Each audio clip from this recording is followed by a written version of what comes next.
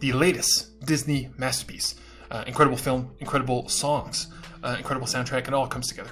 So we just played them all as we've done for every single musical this year. We will continue to do so for upcoming ones, most notably Annette, My Little Pony, A New Beginning, and Vivo. Which, by the way, Vivo has the same composer as this, same composer as like 4 of these films. It's pretty insane. Lin-Manuel Miranda did these songs in COVID, by the way, and all incredible. So we'll do them in order: S to C, no D, because seriously, they're all really strong. But not as many S's as I thought there would be. We're starting with the Family Madrigal. This sets up the entire film. It sets up the characters, sets up the world, sets up their little village, and most importantly, sets up their powers, because every single family member has powers. Speaking of which, right after this, we are going to do a tier list of powers, baby. We're going to have some fun. This is just some bonus. I got you guys. That's right after. So every single one of them has powers. She has to break them down through song, through comedic effect, you know, an incredibly up-tempo song. It's pretty crazy.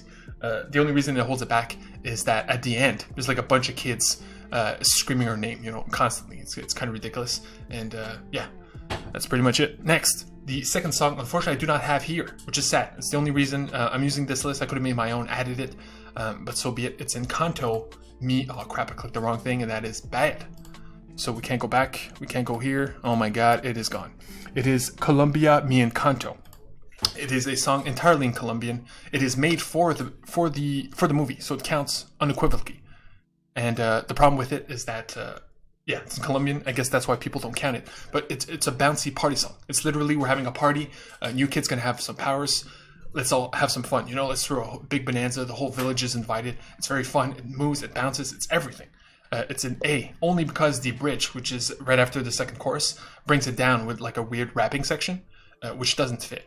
But if not, it's an A. It's not here, but let's boom. You know what I mean? So here we go. Next, Waiting for a Miracle. I feel bad, but yeah, it's a B because unfortunately it is the big princess song. This is the moment where, you know, the princess finally opens up, sings her troubles and her plight. The problem, of course, is that the singing voice of Stephanie Beatrice, who is the main character, is not of a singer. She is a comedian. She is known for sitcoms. She is, anyway, she's in Brooklyn Nine-Nine. She's one of the most badass characters on that show. But comedically, that shines in all of these songs, where her comedic nature comes in, and it really makes it shine. But in this one, where it is required of her to shine musically and in terms of voice, it lets her down, you know? And that's just how it be. That's reality, baby. Next, Surface Pressure. Surface Pressure gets an A, surprisingly. I thought this song is pretty much weak overall, but it has a chorus drop that is insane. It goes from like weird buff, like hard, like, oh, I hate my life, to like, you know, very sad, and like, it hits, man. It hits. And Pressure Like a Tip. And yeah, just for that, it literally brings it up, because not only does she shift in terms of tone, but she shifts her voice into something that is actually quite beautiful, that you would not expect. So Surface Pressure gets an A, literally because of its chorus drop. We Don't Talk About Bruno, beautiful song. It brings everybody together. I love it. It's the only one of 2 that brings everybody together. Talking about a character that we do not know nothing of, so you're literally getting the context from the characters. Some have, you know, some hold grudges. Some are more mysterious in their nature. So it's really cool in terms of learning, you know what I mean? So that's a perfect example of when you watch the film, you're not listening to these songs like we just did on their own. You're trying to comprehend whilst taking in all the visuals. Very important. So now that we did them all on their own, this is why there's less S ranks than we thought, because the visuals do compensate. What else can I do? Rock Ballad, surprisingly, another A. This is where the sisters finally bond, and where you finally get it from the pressure of somebody, right? The true villain of this piece, which is not really a villain at all. But yeah, this is where, yes, Surface Pressure was a tease, but What Else Can I Do is a true, like, in your face, like, this is why this family is somewhat broken. And yeah, it's a surprising rock ballad. It's pretty fun. The comedic chops of the main actress comes in with her sister, who's really good at singing. So it's a fun one, especially the rock aspect. Finally, here we go. Dos Oroquitas is a masterpiece of sad storytelling, so to speak. Every Disney film, or almost every one of them, has a dark underbelly. There's like a dark scene. There's like a dark moment. This is true. Somebody dies. You know, it's in nature of storytelling to have a sad downer moment. or a sad downer song, especially in these musicals. This is the one of this film. The visuals shine, of course, but the song is sung entirely in Columbian. I play both a Columbian and an English version. But you get all the context thanks to the visuals, even though you do not understand the lyrics. And it is so beautifully sung, written for the film and performed by a Colombian singer, not from somebody from the cast. It is everything you would hope it would bring to this sad scene. It's pretty crazy because in terms of darkness, it is probably one of the darkest Disney scenes of all time. And I'm talking, man, top two, like darkest Disney scenes ever. And this song is the only thing that keeps it from being like depressingly broken. You know what I mean? After this film, you do not feel sad because of the beauty of it. Next, All of You is my favorite. I was surprised by this. This is the final song. Everybody comes together once more to showcase the beauty that is the family, and like really like holding each other accountable and holding each other together through thick and thin. It's very important. Everybody sings, everybody shines. Man, it's perfect. It's literally what I wish, we don't talk about Bruno, and most of these songs could be, the visuals were not there, and it blew me away because everybody sings in a different tone, different style. The song has to like shift and move as the characters do. And when it hits emotionally, it does so in multiple times. It's crazy. It hits more emotionally than Dos Orejitas does, even though that song is literally the darkest moment in Disney history, almost. You know what I mean? It's crazy. It's crazy. Anyway, so I love All of You with all my heart. You have no idea. So this is our official tier list. As you can see, it's a small soundtrack. There's one more A. There's only one B. You know what I mean? And it's not even... There's no weakness. Every other musical I've done has had C tier songs, mostly because of jokes or because they're not important. But no less powerful. You know what I mean? 5 A's, 2 S's, only 1 B. That is a top tier soundtrack, regardless of how many S's there are or how many I thought there would be. A is nothing to scoff at. So yeah, I want to put over Encanto and how good it is, and because of its soundtrack and its beautiful visuals. It's a fantastic film, and I cannot recommend it enough. Great stuff. But here, let's have fun, man. Let's have fun. If that was serious, because I do take it seriously, and I do care that much, we're just having fun here. Let's get, you know what, D has to stick around for a very specific reason, and we're starting right away. This is the Madrigal family. Every family member has powers, except for the ones that, married in, So there's 2 characters, they're not even here, so it doesn't even matter. But there's one character that does not have powers. Out of all of this family member, only one. She is somewhat of the villain, she's the least likable character, you know what I mean? She's the worst singer. She's the one character nobody cares about. It's Abuela, hard D, Abuela, get out of here, Abuela. Without Abuela, everything would be fine. This movie would not exist if Abuela could not be a boomer. You know what I mean? Like straight up. I do not remember the names, so we're just having fun here. This little guy gets his powers. He's the heart crux of the film. Literally in one song, he has one line that breaks me every time. We made this one for you. I break. And man, I love its power so much. I love it so much. But you barely get to see it shine or evolve. And beyond the idea of it, it's like, okay, that's it. You know what I mean? Which is animals. So he can talk to animals. He can tell them what to do. He can somewhat control them, but not really. You know what I mean? It's just animals love him. You know what I mean? He connects with animals. The scene where he gets his powers is insane. Visually, he has his room is a gigantic tree. He runs up with a jaguar. He has a jaguar Fuan that is with him forever. You know what I mean? The only thing holding it back is that we don't see that being used in the village for the people. Like, yes, the birds can carry some seeds. I don't know. You know what I mean? But we never see that. So that's the only reason. Bruno is very funny because here they put this because for no spoiler reasons, and they use the poster. He has the power of premonition. He can literally see the future. The problem is, for him to see the future, there's like this big ceremony involved that needs like powders and specific ingredients and like a circle in the ground, and it's very specific. It's vague. In terms of premonition, it's the worst premonition power ever. It's also very short term. It's not long term at all. So it's like, okay, I can know your future for the next week. The next week, I got you. You know what I mean? Anything else, anything that matters, he does not know. So in terms of, yes, premonition is extremely cool, but in his case, it's borderline useless. So I'm putting it at C because in terms of premonition, man, that is sad.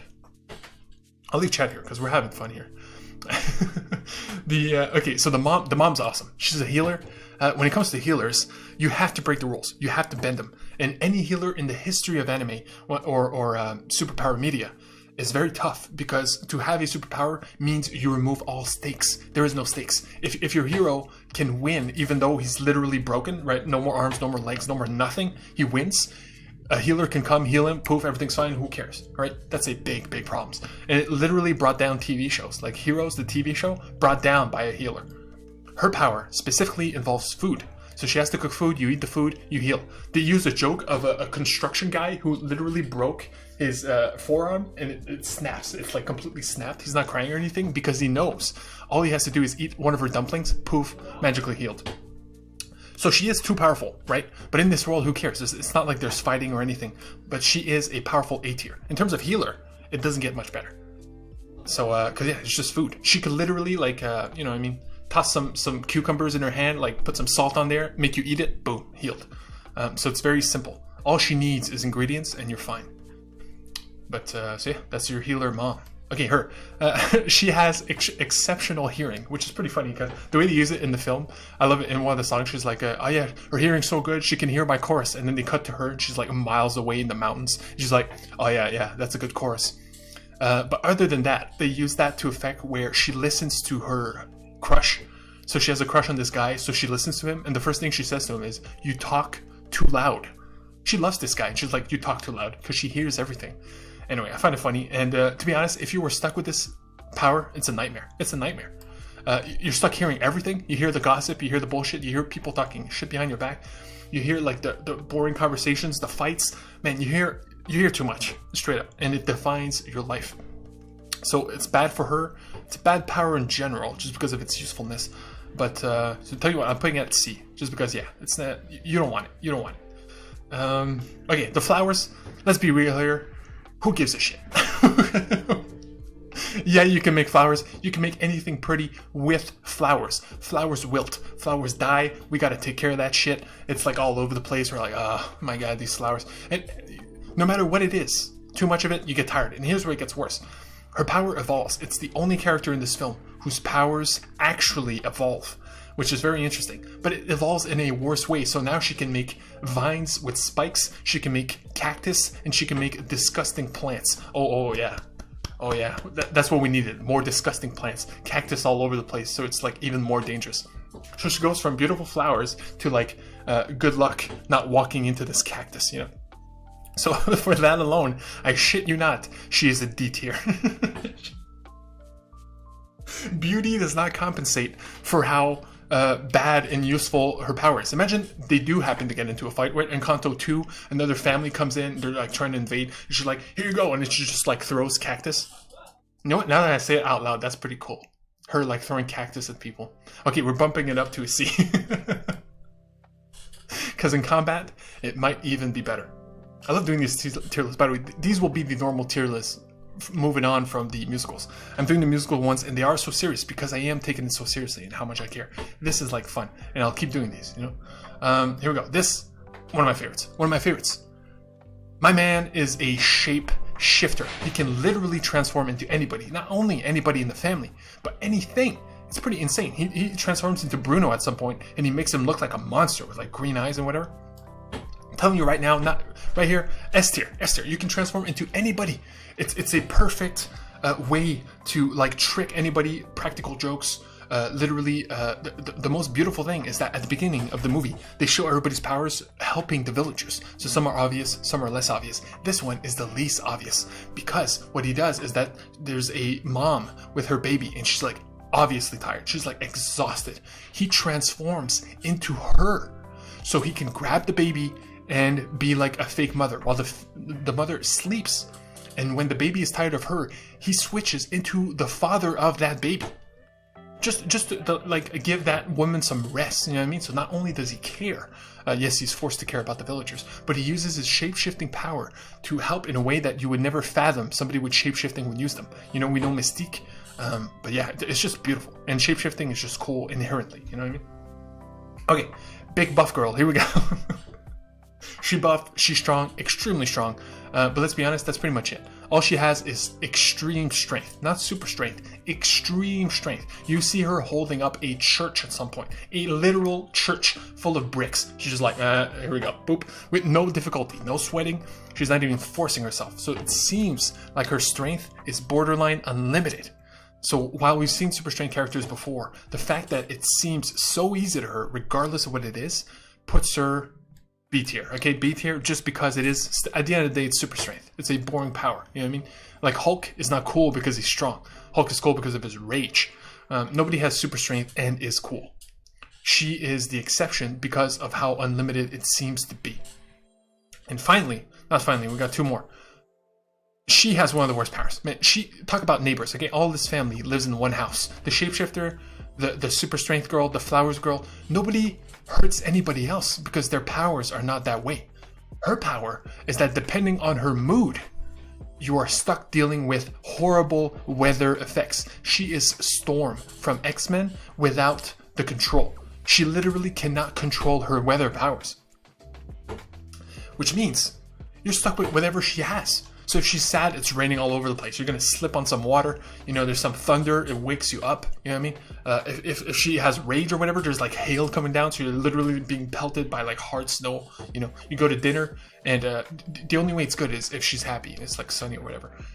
Yeah, she helps the villagers by like faking being sad to like water the plants. But other than that, there's no real use to weather control if you literally do not have the control. You're just stuck with whatever she has.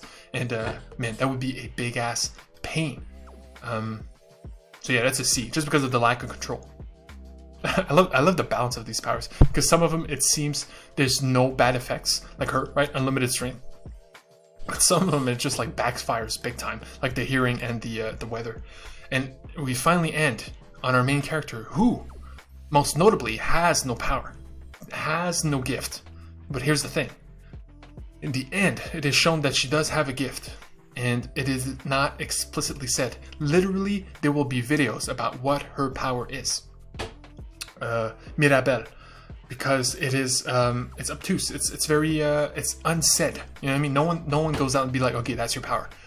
The assumption is that her power is to bring people together, right? But that would only be the case if that is in that specific time. You know what I mean? It's not like she did it before. Before, she created rift with her sisters. You know what I mean? So it's tough. We don't know, but because she is the main character, and because we love her, and the movie, you know, the movie would fail if we did not care about our main character.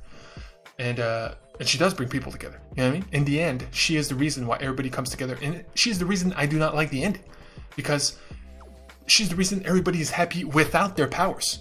At the end of the movie, nobody has their powers, and they all come together thanks to her. And then she opens the door, gets her powers, gets everybody else's powers back. It's tough.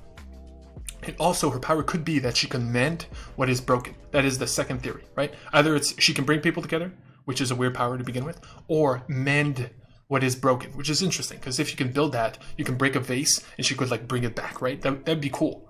But yeah, because we don't know her power, but because she does bring everybody together, and she is the shining beacon of this film, and we love her to begin with, having seen the film, you know what I mean? She's an S. She's an S. She's an S, man. I don't have to explain myself. Watch the film. You'll know what I mean. So this is our official Family Madrigal tier list. Abuela is trash. Without Abuela, this movie would not happen. Everybody would be better without her. Not really, but you know what I mean. You know what I mean. C tier is the people that have co-powers, but they're bad, either for everybody else or for themselves.